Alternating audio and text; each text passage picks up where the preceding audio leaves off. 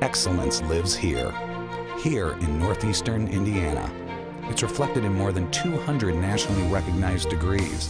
It drives our Division I sports. It's alive in our campus life. Excellence has a name, IPFW. Around our campus, around the country, around the world. Excellence lives here. Indiana University, Purdue University, Fort Wayne. One university, two great names.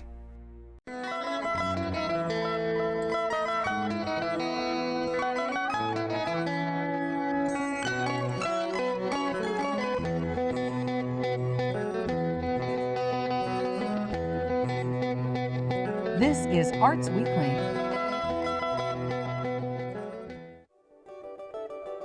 Arts Weekly is presented by the College of Visual and Performing Arts at IPFW, offering degrees in fine arts, music, theater, and visual communication and design.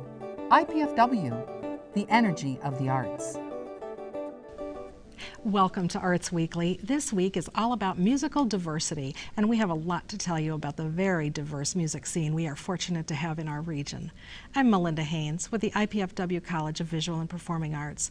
In the second half of the show, we'll be joined by Tim Zimmerman of the King's Brass. But first, we'll chat with Jason Markson and Dan Swartz of the Fort Wayne Fringe Festival. Welcome to both of you. I'm glad that you're here. As the founders of a Fort Wayne Fringe Festival, what prompted you to start one of these in Fort Wayne? Well, for probably the last 4 years, people have talked about doing one in one way or another, and so actually Jason got in touch with me saying that he was interested in one, and usually the idea is for like 50 stages and 100 performers and just something very large. And when Jason was talking about doing something a little bit more manageable, I got excited about it. And we were talking also with Fernando Tarango and Brian Lewis, who are both musicians in town also. And we just kind of thought it'd be cool to do something. To bring a Fringe Festival here. Yeah. So let's kind of define what is a Fringe Festival. Jason, what's a Fringe Festival? Well, Fringe Festivals generally lend themselves to theatrical performances, although not necessarily.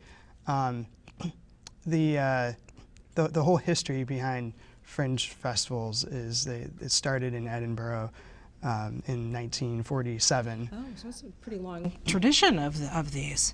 Yes, and there was a festival going on, and some performers weren't invited, so they got together down the street on the Fringe. And the next year, the term was coined by a reporter, and since then they've sprung up all around the world and in quite a few cities in this country. So our Fringe Festival is we have performers of all different genres that we're expecting.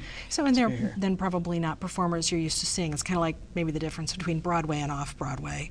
Maybe that would be a good way of looking at it. So, with this history that you just told us about, why they've started, who are the types of performers who are drawn to want to participate in a Fringe Festival?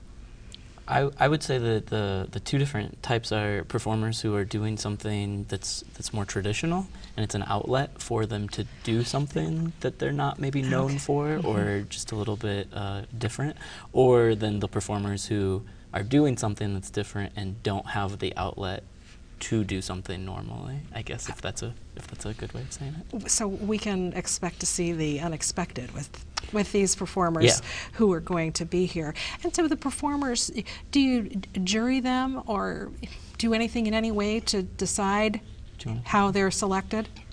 Yeah, the whole idea is that it's unjuried, and there's different ways to go about doing that.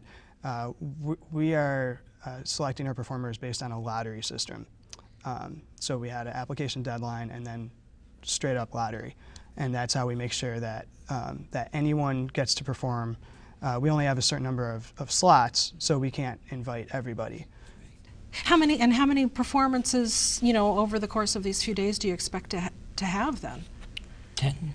10 performers and 20 performances, so 2 each. So, okay. So are they repeated performances? They'll just have 2 different time slots that they'll be doing. So 10, then it's a wide range of performers who have been selected. So what types of performers are they? Are we talking art, theater, dance?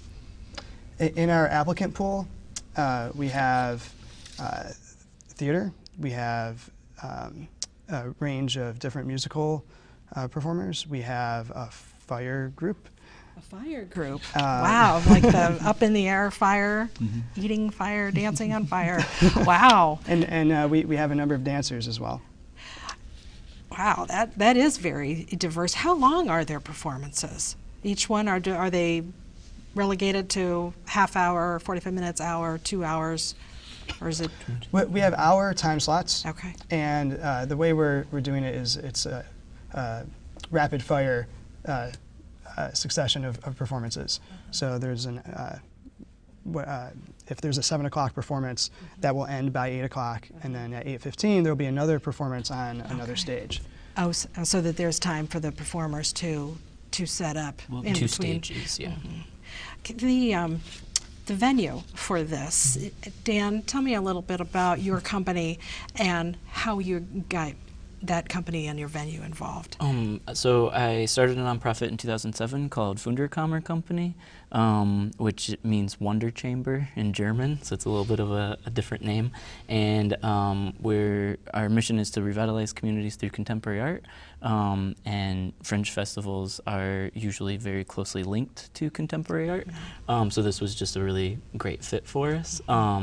And with our space in the former Casas building on South Fairfield, it hopefully will just sort of be a nice way to see something different in a different space that most of the community has had a meal in at one point or another. We've all been there lots of times. Yeah. So just to see that in a different way with this alternative performance. To revitalize the space and then bring in a new sort of performance art should be extremely exciting, I think.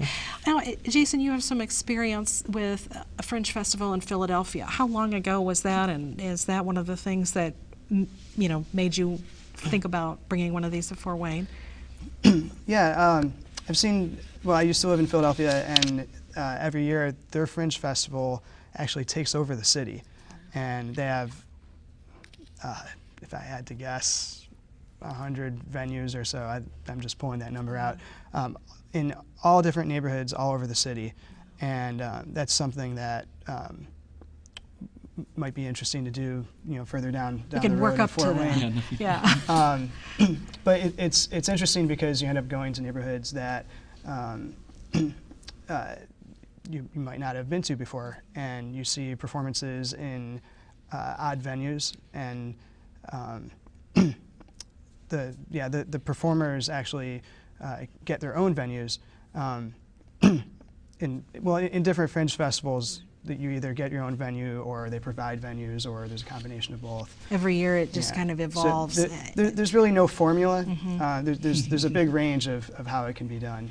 So the Fringe Festival that we're going to have here, it's the first year for it. So what do you think people can expect that's a little bit different about this one than what maybe they've seen in another city? I mean, I think one difference is that because of it having one venue, it will just sort of be a little bit more intimate of an experience, I would say. And hopefully it allows a lot of interaction between the artists and the audiences, both during and after the performances, because you'll be able to go from stage to stage. The artists that will be performing will be able to interact with you in between that also, which is just a little bit of a different experience kind of thing, too, because you'll almost an immersive kind of experience. Seeing them get ready. So how many people can your facility hold? So for the way that we're structuring this event, we'll be able to have an audience of 100 per show. Somewhat smaller, but still enough to where we hope that we'll get a lot of variety of within the audience also. And then for each number or each performance themselves, people might only stay for one show, people might stay for all of the shows that night. So people just kind of come and go. And so how does that work?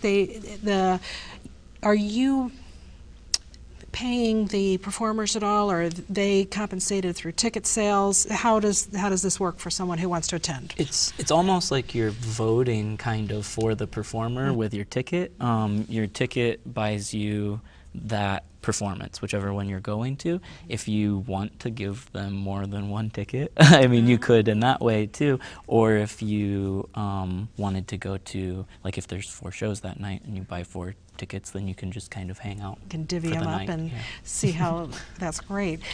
Our performers will receive 100% of the ticket sales. I guess that's a difference. And that is a sort of, difference too. I mean, because performers so often, I know they'll play just to be playing to get the exposure. So for the performers, it's a great opportunity to actually be paid for their work for that. That was another really attractive feature of this event when Jason brought it up to me, of that it's actually going straight to the artist and not kind of being piecemealed through to them through an organization.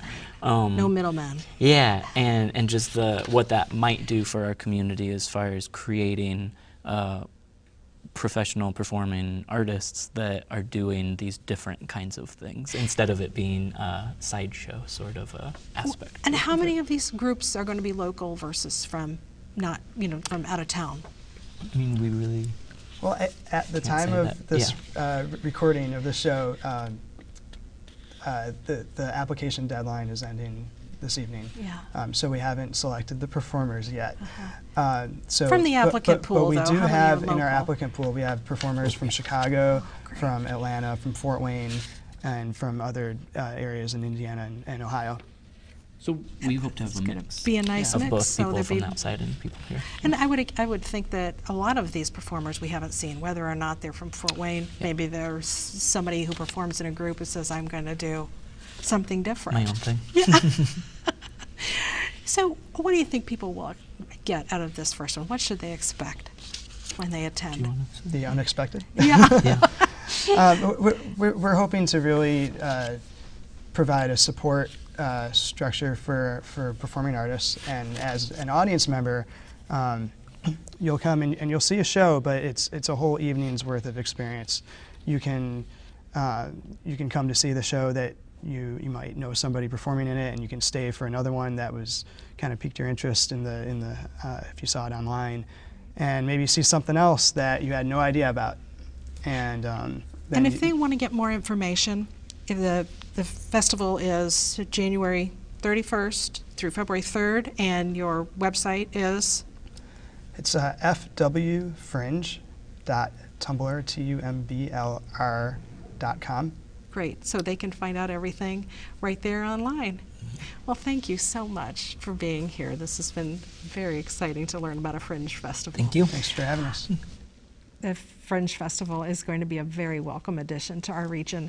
As we get ready to meet our next guest, please take a minute to view our performance calendar of what's coming up in our area, and keep in mind you can follow us on Facebook, Twitter, and YouTube. We'll be right back with Tim Zimmerman of the King's Brass.